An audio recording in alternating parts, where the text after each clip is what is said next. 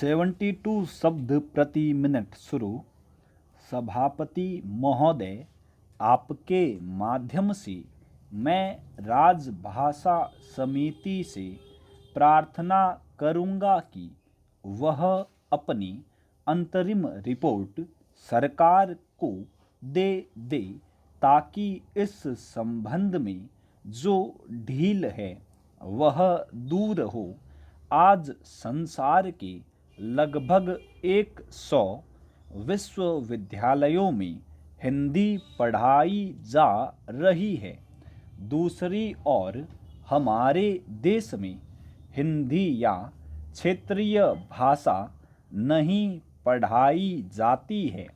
भारत सरकार की नीति के अनुसार भारतीय भाषा शिक्षा का माध्यम होनी चाहिए, लेकिन कहीं भी भारतीय भाषा माध्यम नहीं हो पाई है। हमें इस बात का प्रयत्न करना चाहिए कि वह शिक्षा का माध्यम बने। इस संबंध में एक करोड़ रुपया केंद्र सरकार ने ही राज्य सरकार को दिया है, जिससे हिंदी का अच्छा प्रचार हो सके और साथ ही अन्य भारतीय भाषाओं का भी विस्तार हो सके। लेकिन लगता यह है कि उसकी गति बिल्कुल धीमी हो गई है। इसकी जांच पड़ताल होनी चाहिए। हमें इस बात का पता लगाना चाहिए कि यदि गति नहीं आई तो क्यों नहीं आई और उस संबंध में क्या व्यवस्था की जानी चाहिए। सभापति महोदय, संयुक्त राष्ट्र संघ की एक भाषा हिंदी भी होनी चाहिए।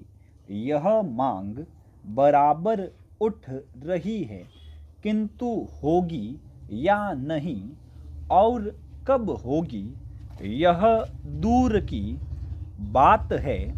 अभी हमारे देश में तटस्थ राष्ट्रों का सम्मेलन हो रहा है। मैं समझता हूँ कि भारत की भूमि पर इतना बड़ा अंतर्राष्ट्रीय सम्मेलन पहले कभी नहीं हुआ था। इसका श्रेय वर्तमान सरकार को और प्रधानमंत्री को है, लेकिन मैंने सुना है कि वहाँ भी हिंदी भाषा का प्रयोग नहीं होगा। केवल 4 भाषाओं की व्यवस्था की गई है। यदि यह सूचना गलत है तो बहुत अच्छी बात है। हिंदी की व्यवस्था होनी चाहिए। यदि ऐसी व्यवस्था नहीं हुई तो जो प्रतिनिधि बाहर से आ रहे हैं वे क्या सोचेंगे। जिस देश की अपनी भाषा नहीं होगी उसकी क्या उन्नति हो सकती है। इसमें भारत के ही नहीं बल्कि बाहर के प्रतिनिधि आ रहे हैं। उनमें से बहुत से हिंदी जानते हैं। मैं सरकार से कहना चाहता हूँ कि हमारे पास सुविधा है और साधनों की भी कमी नहीं है।